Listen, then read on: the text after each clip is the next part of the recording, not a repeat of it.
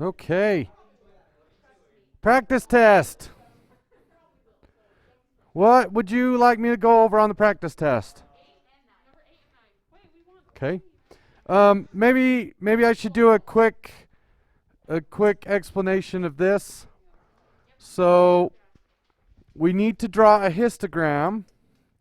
The x-axis needs to go from 0 to 100. And then you would just divide it evenly, 10, 20, 30, 40, 50, like that. That's one too many. All right? And then the width of the first box is 5. I got that from here. The height of that box is just the area formula. We know the width, we know the area, so we need to calculate the h. Area divided by the width is equal to h. So you're going to do 8.3 divided by 5, and that tells you how high this box is. And we end up with something that kind of looks something like that. Something like that. Anyway, the answer's at the bottom of this thing. So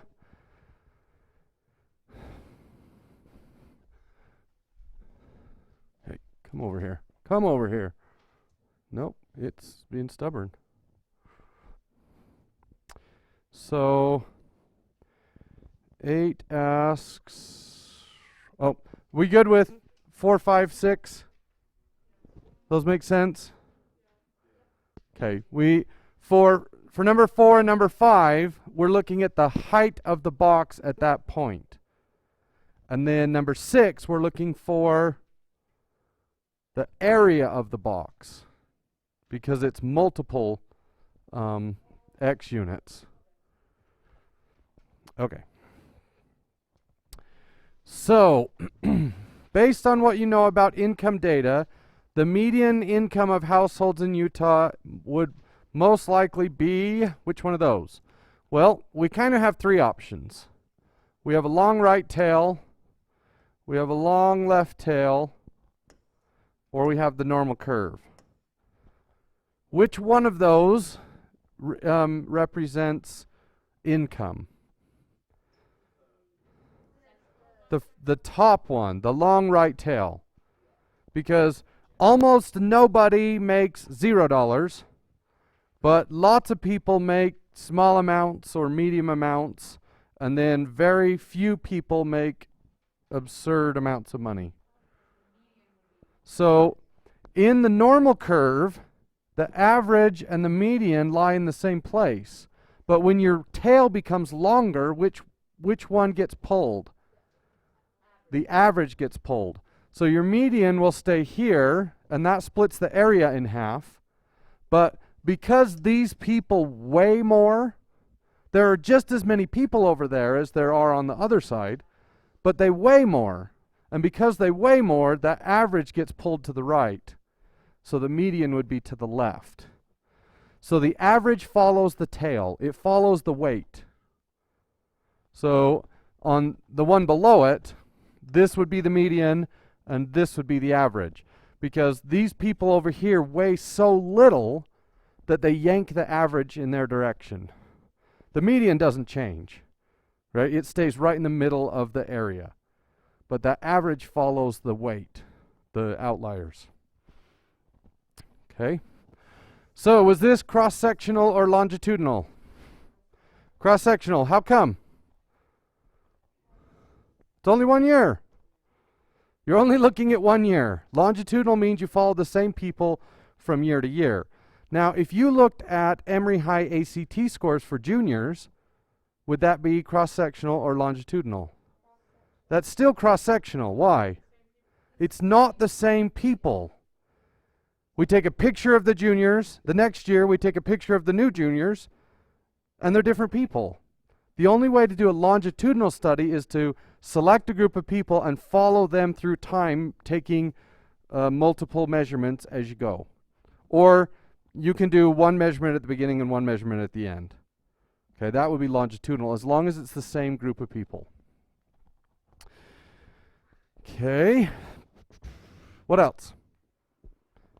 10 through 17, you okay with that? One of them was a little bit tricky. Which one was? Oh, 10. Yeah. Is 10 continuous or discrete? We could say continuous because you can break the dollar into multiple pieces. We could say discrete because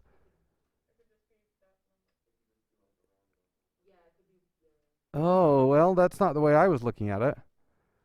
What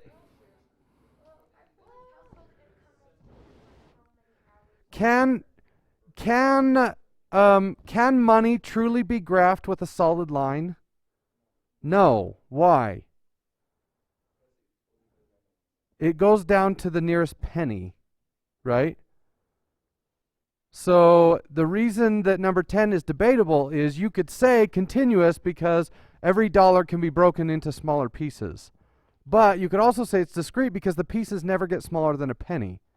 So technically, it's a bunch of dots that are 1 penny spaced apart.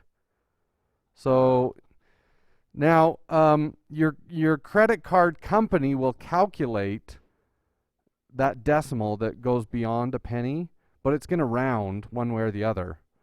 If they're paying you, they'll probably round down. And if you're paying them, they'll round up if it's bigger than 0.5 or 0.005. I don't know. That's what I would do if I was a credit card company. So everything else was pretty straightforward. Income's a little bit strange. And there really is no hard and fast rule. So that one kind of fits both definitions. Just depends on how you look at it. Okay. Any question with these? Which one? So how do you turn percentiles back into height? All right. So 23. We draw the curve. Did you draw the curve? Every single time you draw the curve. Where is the 40th percentile? It's on the left. Bring this guy over. Come on. So the 40th percentile, and it's probably more like right here. Maybe actually more like right there. There you go. You guys are going to write that on your test. Actually, I meant... So, one thing you need to notice before we go on, when I calculate the z-score, it will be negative because I'm to the left of the average. So, do I have a table that shows me left area of 40%? No. What does my table show me? It only shows me middle area. Right. So I need to turn this graph into a middle area. Now, could we make a right tail area or a left tail area sheet?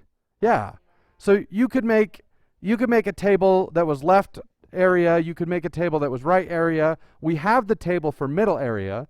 You could also make a table for outside area, but there really is no point in having 4 tables because the table you have will do all of it. You just have to put in a little bit of work. So I need to calculate this middle area. And to do that, I cut 40% off the right, which leaves me with a central area of 20. So I go to the table, I look at 0.2 for area, which looks like 0.25. So z is equal to, good job, negative 0.25. What does that mean? How many standard deviations? So this person is a quarter of a standard deviation shorter than average. Is she short? Little bit, right? She's a little bit less than average. Would you say she's way short? Definitely not. She's only a quarter of a standard deviation, so she's pretty average, just slightly shorter than average. Well, I don't want to know how many standard deviations away she is. I want to know how tall she is. So I need to convert the standard deviation back into centimeters. Times it by the SD, and we're in China, so it's 8. So we times that by 8, and I get -2. What does that mean? She is 2 centimeters shorter than average. And the average is 155, so this girl is 153. Okay, let's do 22 as well, because it's the same problem, but we're on the other side of the curve. So, this woman is on the 98th percentile. Is she tall? Freakishly tall, right? She's very, very tall. If there are 100 people in the room, she's taller than 98 of them, which means she's the second tallest person in the room. There's only one person in the room taller than her. Okay? So, where is 98th percentile? Way over here. So this area, oops, I don't want to do it that way. I want to do this. This area here is 98%, which means that this area here is 2%. And then I take 2 on the other side, and I get the central area of 96, and I need central area because my table only works in central area. And we don't want 4 tables, we'll just use 1. So now we go to area 0.96, 2.04. Positive or negative? Okay. What can you tell me about this woman? She's 2 standard deviations taller than average. Is she tall? Yes. 2 standard deviations is a long way. In fact, if you go out 2.5 or 3, we call those outliers. They're so far out there that something might be up. Right? Okay. So, I don't care what her standard deviation rating is. I want to know centimeters. So I multiply this by, this is, she's Japanese, right? So 6, I get 12.24. What does that mean? She's 12.24 centimeters taller than average. These are centimeters. And then I add that back to the SD, and I get 170, that's a 7. Point. Oh. Just don't do that on the test. You know, grading tests is so much easier if you get the right answers. So, that's fine. Yeah, I would accept that. Show your work. Yeah. Yeah. And show your work. So my guess is that your decimal was off just by a little bit. But that, I mean, you're within half an inch. That's totally fine. You're about a 1/4 inch away. Yeah.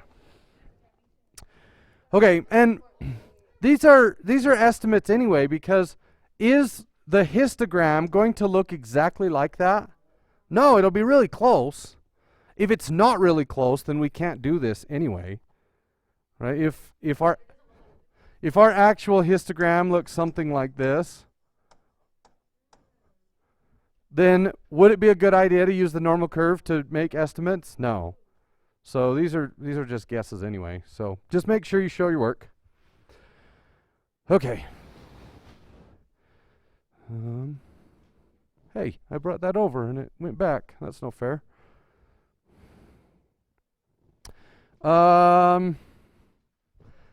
20. So 24 is the same problem. I don't think we need to do the whole thing. But there's a trick. This is not a percentile. This just says she's shorter than 35, which means the right tail is 35 and the left tail is 35. That's 70, and the center will be 30. So same problem as the last one. Okay. 25. Did any of you go all the way to the end? So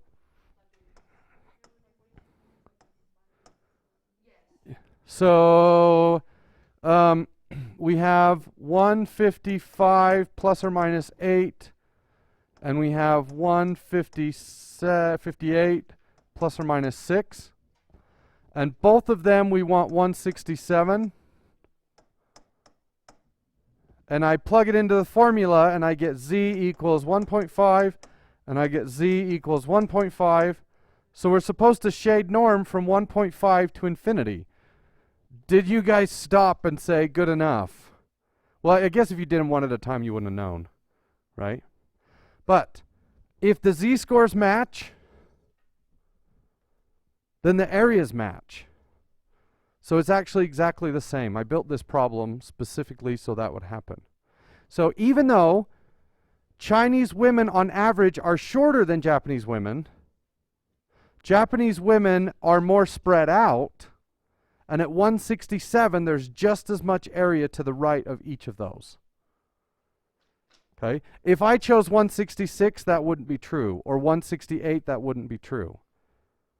But 167 was kind of that balance point, which you can see, because how far is it from here to here? 12. How far is it from here to here? 9. Well, 12 is just an 8 and half of an 8. And 9 is just a 6 and half of a 6. So it was really easy to do, right? 1.5 SDs. A full SD and half of an SD. Oh, dang it, I shouldn't have showed you that. But I think that kind of helps you understand how SDs work, right? How do you match the areas? Well, it's easy. You just build the SDs that way.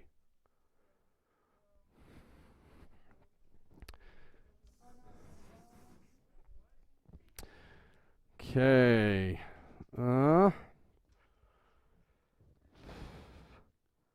Oh, did you like this one? I love this. I love this. So, does spending a lot of money on a ring make you more likely to get divorced? No. No. This is an observation. It's not. Can you imagine a study like, hey, here's $18,000. Buy your fiance this ring, and we're going to see if you get divorced. So what's probably going on here? Who spends a lot of money on rings? Rich people or materialistic people who may or may not have the money. Okay? Are rich people and materialistic people and people in debt more likely to get divorced? Yes, they are. Yes. If you marry for money, if you are heavily in debt, in fact, money is probably the number one reason people get divorced. And I mean, they might say, I can't stand you anymore, but it's really because you spent all my money. I don't know. Maybe I shouldn't record this for posterity's sake. So yeah, wealthy people, people who are in debt, and materialistic people are more likely to get divorced than the rest of us. Okay? What about this one? So it seems like if you spend a lot of money on rings, you get divorced more often. But if you also spend a small amount on rings, poor people. Do poor do poor people get divorced more often than the middle class? Yes, they do. Okay, now that's good news for me. Guess what I spent on a wedding, on an engagement ring? $95. So my wife, it turns out she likes the Tiffany solitaire ring, which everybody has, which is really convenient. And she said, I really like the look of diamonds, but I don't care if it's real. So I quit going to ring places. I just called them and said, do you have a Tiffany's band in this size? And can you put a cubic zirconium in it? And I just kept calling every number in the book until I found one. They're like, the ring's $89 and we'll give you a stone for like $6. And they even said, and tell you what, if you ever chip the stone, we'll replace it for free. Awesome. So my wedding band is silver. I bought it on the street in Santa Barbara from one of those street vendors. $5. $5. So later, Emily, so she wanted a wedding band. It looks like this, only gold. And so we went to this jeweler by where we lived in Provo. And we're like, we just need a simple band that's this color, 10 karat, this size. And they're like, And they went over and they opened this drawer and they fumbled around in the drawer and they're like this? And they pulled it out and she tried it on, it fits. And I'm like, how much is it? And they look at the drawer and they're like, I don't know, $50? Done. So 10 years, for our 10-year reunion, we went to Ireland for a week and a half. Oh my gosh, it was awesome. So in Ireland, have you guys ever seen Leap Year? The Claddagh ring. So it's a ring like with two hands and a heart in the middle. It's in that movie, and we went to Ireland. We found out people really wear those in Ireland, and I'm Irish, she's Irish. So the last night before we left, we went to a souvenir shop and bought all sorts of souvenirs, and she bought this gold-plated ring for $10, and I looked at it, I'm like, it's not even going to make it home before it starts wearing through. And I didn't say anything, so she bought it, and within a day, I mean, she'd already worn the gold off.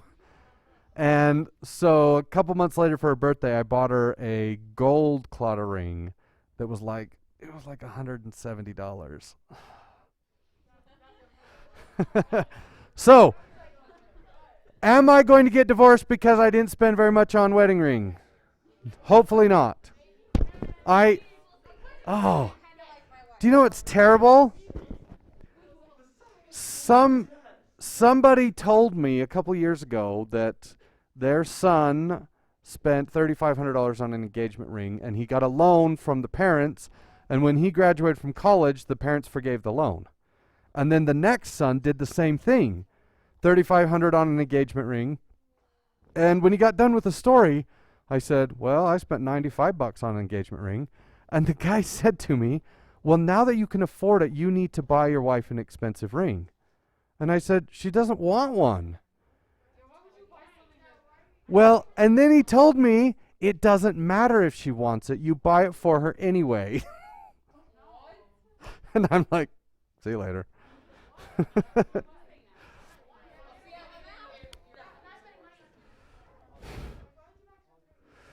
Okay. All right, we're done.